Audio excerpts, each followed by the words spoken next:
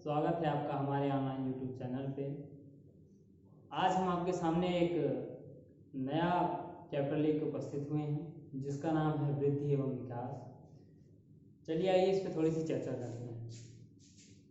पहले हम बात करेंगे वृद्धि की। देखिए, वृद्धि का मतलब होता है कि हमारी कोशिका की वृद्धि, अर्थात हमारे शरीर का भार बढ़ना, हमारी लंबाई बढ़ना, हमारी चौड़ाई बढ़ना, वो चीज़ें जिसको हम नाप सकते हैं, तौल सकते हैं, मतलब कि जिसको हम किसी मात्रा में हम उसको व्यक्त कर सकते हैं, उसको हम कहते हैं वृद्धि। जो वृद्धि होती है वो विकास का ही एक हिस्सा है, विकास का ही एक भाग है। जो विकास होता है वो बहुत ही बड़ा व्यापक क्षेत्र है। विकास जीवन पर्यंत तक चलने वाली प्रक्रिया है। लेकिन वृद्धि क्या होती है? वृद्धि हमेशा एक स्टेज पे आने के बाद रुक जाती है। जैसे अगर हम बात करें तो एक बच्चा होता है, पहले नवजात शिशु होता है, धीरे धीरे उसकी बॉडी बढ़ती है, शरीर बढ़ते हैं, उसके हाथ पैर बढ़ते हैं, उसके भार में वृद्धि होती है। लेकिन एक क्षण ऐसा आता है कि शरीर की जो वृद्धि होती है वो रुक जाती है। तो वृद्धि क्या होती है? वृद्धि मात्रात्मक होती है और एक समय सीमा के बाद वृद्धि क्या होती है? स्टॉप हो जाती है। ठीक है, तो यहाँ पे हमने लिख भी दिया है कि वृद्धि क्या होती है? मात्रात्मक होती है। बात करते हैं विकास की। देखिए, विकास क्या है? हम हमेशा क्या करते हैं, जीवन में नई नई योग्यताओं को क्या करते हैं? सीखते हैं। मान लीजिए कि हम किसी नई जगह पे गए और उस जगह पे हम रहने लगे और उस जगह पे हम क्या करते हैं? अनुकूलन करते हैं। तो अगर हम अनुकूलन करते हैं तो ये भी हमारे एक विकास को ही दर्शाता है। विकास में ही वृद्धि की सारी श्रृंखलाएं क्या है? सम्मिलित होती है। जैसा कि अभी हमने आपको बताया कि वृद्धि क्या है? विकास का ही एक हिस्सा होती है। विकास हमेशा जीवन पर्यंत चलता है। आदमी जन्म लेता है और जन्म लेने के पश्चात वो सीखना शुरू करता है और जीवन पर्यंत वो सीखता रहता है। इवन मृत्यु तक वो कुछ न कुछ नई चीज़ें सीखता रहता है। तो उसी को हम क्या कहते हैं? विकास कहते हैं। देखिए, एक तरह से हम आपको ये कहें कि विकास अंदरूनी होता है, उसको इस तरह से नापा तौला देखा नहीं जा सकता है। वो बस एक नवीन योग्यता होती है जो हमारे अंदर आती जाती है। ठीक है, इसलिए इसको कहा गया है कि विकास गुणात्मक होता है। तो आपसे सिंपली यही चीजें परीक्षाओं में पूछी जाती हैं। अब आइए सकते हैं, हम आपको ले चलते हैं कि विकास के सिद्धांत। हम आपको यहाँ पे विकास के सिद्धांत लिखेंगे और उनके अनेक जितने भी पॉइंट हैं उन सारे पॉइंट को डिस्कस करेंगे। ठीक है, तो वृद्धि एवं विकास के सिद्धांत। पहला सिद्धांत है निरंतरता का सिद्धांत। निरंतरता का सिद्धांत यह कहता है कि विकास हमेशा जीवन पर्यंत तक चलता है, विकास कभी रुकता नहीं है। विकास माँ के गर्भ में बच्चे का माँ के गर्भ में आने से लेके उसकी मृत्यु पर्यंत तक चलता है। वो जीवन में हमेशा कुछ न कुछ नया सीखता ही रहता है। ठीक है, दूसरा सिद्धांत है व्यक्तिगतता का सिद्धांत।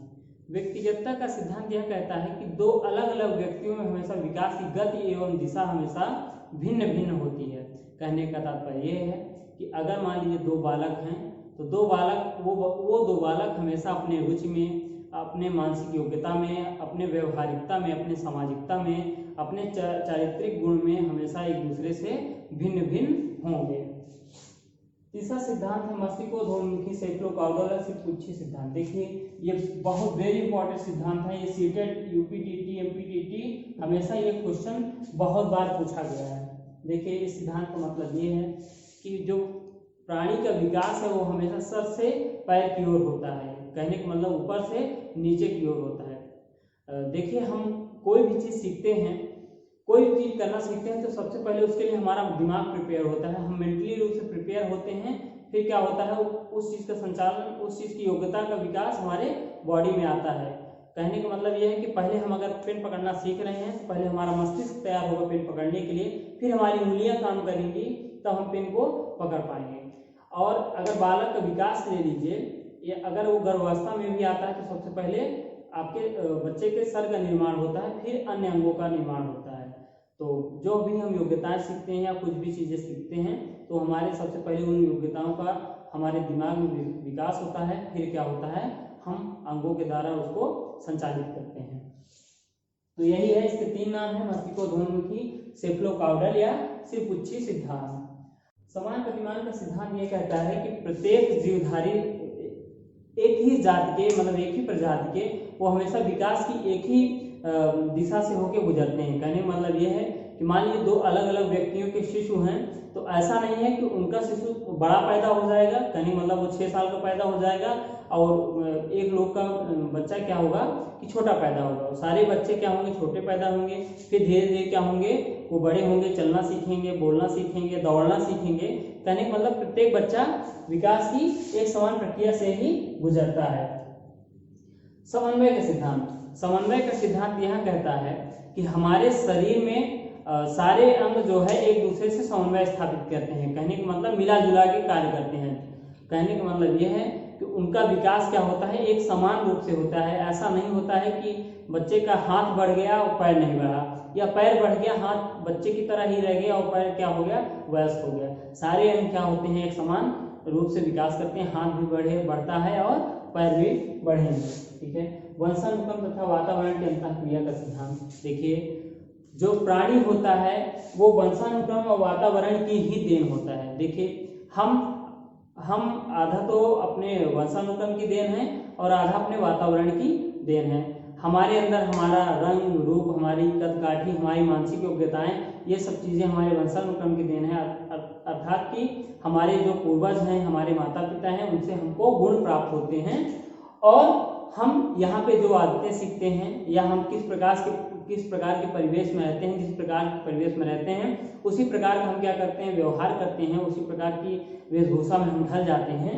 तो इस और वातावरण क्या करता है, हमारे विकास को प्रभावित करता है। तो वंशानुक्रम भी करता है और वातावरण भी करता है।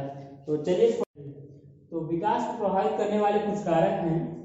तो पहला कारक है वातावरण।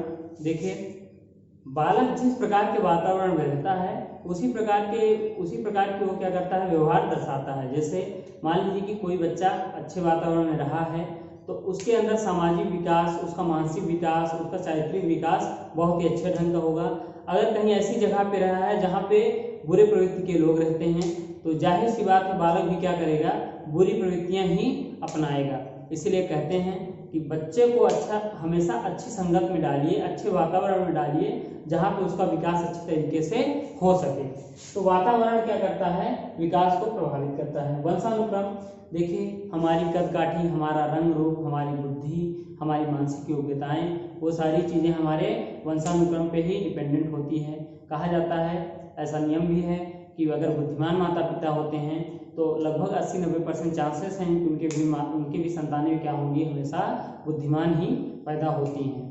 तो इस प्रकार से वंशानुक्रम क्या करता है, अपना प्रभाव छोड़ता है। पोषण, देखिए अच्छा खान पान क्या करता है, एक बालक का अच्छा विकास कर सकता है। अगर खान पान बच्चे का अच्छा नहीं रहेगा तो उसका विकास प्रभावित हो जाएगा।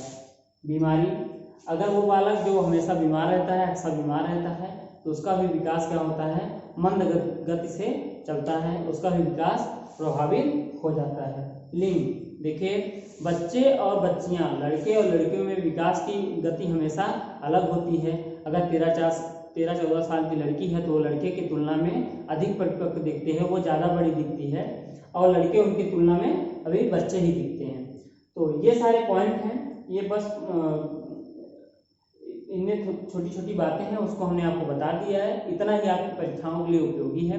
अगर आपको ये वीडियो पसंद आया तो इसको अपने दोस्तों के साथ शेयर करिए, चैनल को सब्सक्राइब करिए, वीडियो को लाइक करिए, बेल आइकन को दबा दीजिए ताकि हमारी नेक्स्ट वीडियो आए तो आप तक पहुंच जाए। और इस चैनल को सपोर्ट करिए। और भी जो लोग आपके साथ शिक्षक भर्ती की तैयारियों में जुड़े हैं, टीटी, एमपी, सीटेट वगैरह की पढ़ाई कर रहे हैं, तो उनको इस चैनल की जानकारी दीजिए। इस चैनल के माध्यम से हम पूरा सिलेबस कवर करवाएंगे और आपको नित्य दिन एक वीडियो अपलोड करेंगे और आपको इसी तरीके से आपको पाठ्यक्रम कवर करवाएंगे। और हम बहुत जल्दी आपके लिए मैथ के और पर्यावरण के भी वीडियोस अपलोड करेंगे। थोड़ा सा भी हमारे पास लॉकडाउन होने की वजह से संसाधन की कमी है, जैसे उसकी उपलब्धता हो जाएगी हम नए वीडियोस बनाएंगे। और अगर आपको ऑफलाइन माध्यम से कोचिंग चाहिए तो लॉकडाउन खुलने के बाद हमारी एक संस्था है अंश कोचिंग, शंकरगढ़ में चलती है, तो वहाँ पे आइए आप। वहाँ पे सारा पाठ्यक्रम आपको कवर करवाया जाता है। अच्छे टीचर हैं वहाँ पे, अच्छा स्टाफ है। और मैं जब से विगत 1 वर्ष से कोचिंग से जुड़ा हूँ तो वहाँ से बहुत बच्चों का भी सिलेक्शन भी हुआ है। तो इसी के साथ हम आज की वीडियो समाप्त करते हैं। नमस्कार।